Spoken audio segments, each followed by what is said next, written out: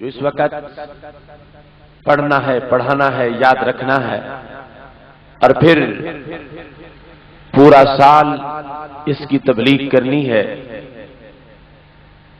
رب ذوالجلال کے فضل و کرم سے اگر ایک بھی بگڑا ہوا انسان آپ کے الفاظ کی برکت سے رہ تو پوری دنیا کے صدقے سے بڑا ثواب ملے گا۔ اگرچہ بہت سا حصہ رات کا بیت چکا ہے، لیکن مجھے محسوس ہو رہا ہے کہ ابھی نیند بیداری کی سلطنت سے کافی دور ہے، جذبے روشن ہیں اور محبتوں کے چراغ جگمگا رہے ہیں۔ رات کے ان رحمت افروز لمحات کے اندر تصور مدینہ شریف کا رکھیے اور انہی کی نگاہ رحمت کے نیچے بیٹھ کر انہی کی باتوں کو سماعت کیجیے۔ رب ذوالجلال مجھے اور آپ سب کو منزل پہ پہنچنے کی توفیق عطا فرمائے۔ قرآن مجید برہان رشید میں رب ذوالجلال نے مقام مصطفیٰ صلی اللہ علیہ وسلم کو بیان کرتے ہوئے یہاں تک پہرا لگایا ہے کہ سید عالم نور مجسم شفیع معظم صلی اللہ علیہ وسلم کی ذات، صفات، تعلیمات اور منسوبات، یعنی آپ کی طرف منسوب چیزیں ہر ایک کے لحاظ ذہن ستھرا ہونا چاہیے اور ان میں سے کسی کی طرف بھی معمولی سے عیب کی نسبت کرنا بھی جائز نہیں ہے۔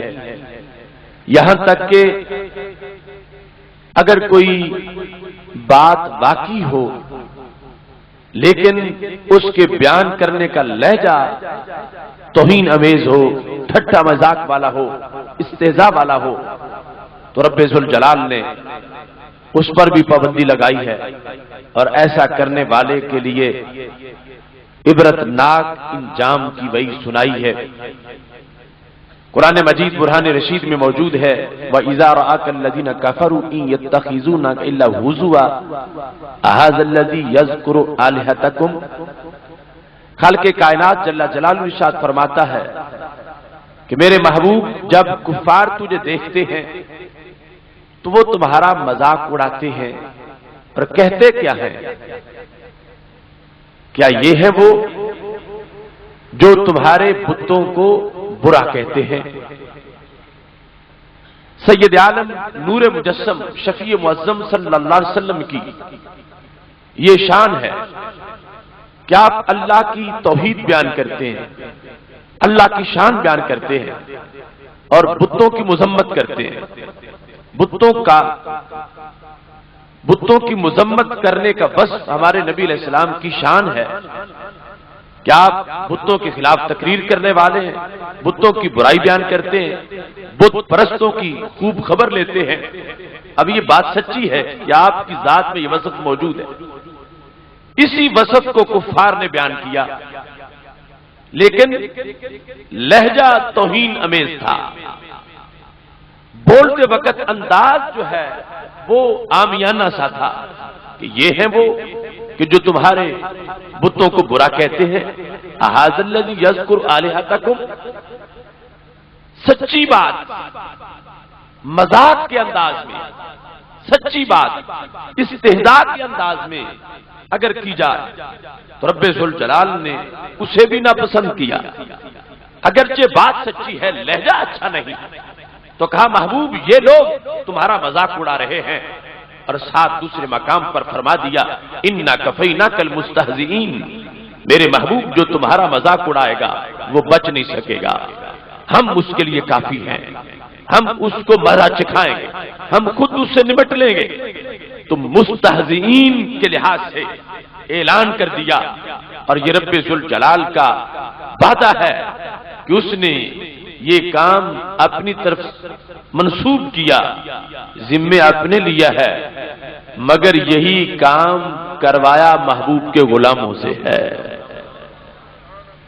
جس طرح قرآن مجید برہان رشید میں آپ یہ پڑھتے ہو انا نحن نزلنا الذکر وانا لہ لحافظون، قرآن ہم ہی نے نازل کیا اور ہم ہی حفاظت کرنے والے ہیں۔ اگر ایک بھی حافظ نہ ہوتا رب ذوالجلال پھر بھی قرآن کی حفاظت کر کے دکھاتا، لیکن اس نے ثابت کیا کہ میں نے بلا وجہ اس امت کو سردار نہیں بنایا، یہ کام ہی سرداروں والے کرتی ہے۔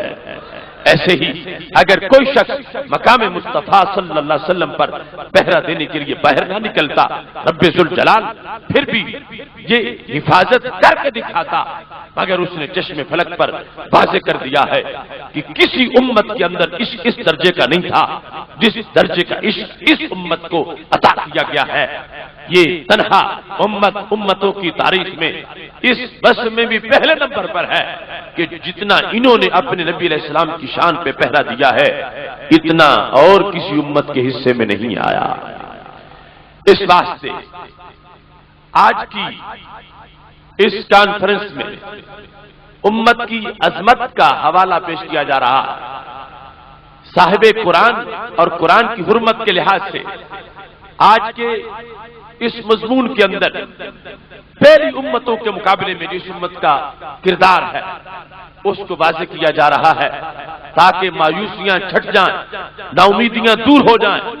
ہمیں اس بات کا اعتراف ہے کہ کمزوری آ گئی ہے، کوتاہی ہوئی ہے، تنزل آیا ہے، مگر نا امید نہیں ہونا چاہیے۔ رب کعبہ کی قسم ہے آج بھی یہ امت اپنے جس سٹیٹس پر ہے اس کی مثال بھی پہلی امتوں میں نہیں ملتی۔ اس نے مقام مصطفیٰ صلی اللہ علیہ وسلم پر تحفظ کے لحاظ سے اور قرآن مجید برہان رشید کی حفاظت کے لحاظ سے جو کردار ادا کیا ہے اس کی بنیاد پر پہلی امتوں کے مقابلے میں آج بھی اس امت کا قد ہر امت سے اونچا نظر آ رہا ہے۔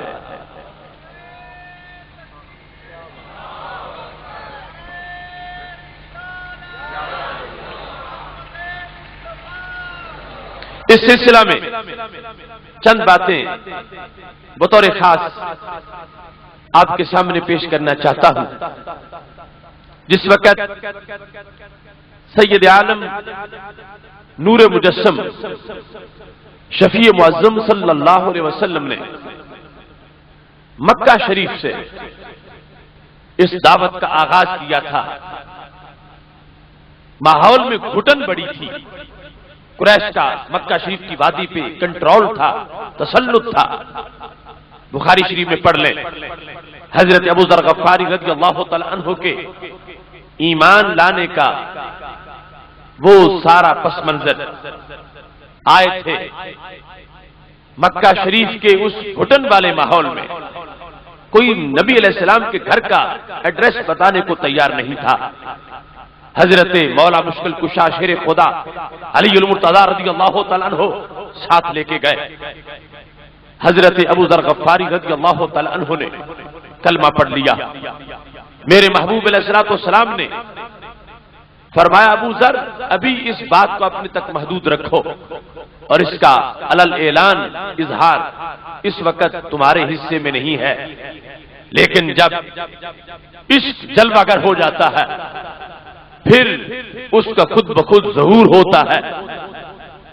مکہ شریف جہاں قریش کا اتنا تسلط تھا، اس انداز میں کنٹرول تھا کہ ایڈریس بتانے کو کوئی تیار نہیں تھا، اس مکہ شریف کی فضا میں یا معاشر القریش کا اعلان کرتے ہوئے قریش کو بلا کے آواز دے کے للکار کے حضرت ابو ذر غفاری رضی اللہ تعالیٰ عنہ یہ کہتے نظر آئے اشہد ان لا الہ الا اللہ واشہد ان محمد رسول اللہ۔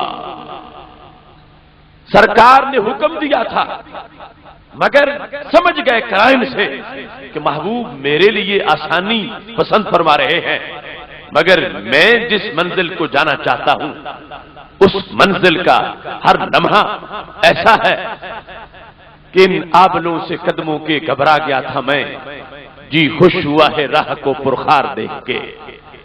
اعلان کر دیا، قریش ڈنڈے سوٹے لے کے آ گئے، تشدد ہوا۔ حضرت ابو ذر غفاری رضی اللہ تعالی عنہ نے وہ سب کچھ برداشت کیا ہے مگر حق کی اذان دیتے رہے ہیں۔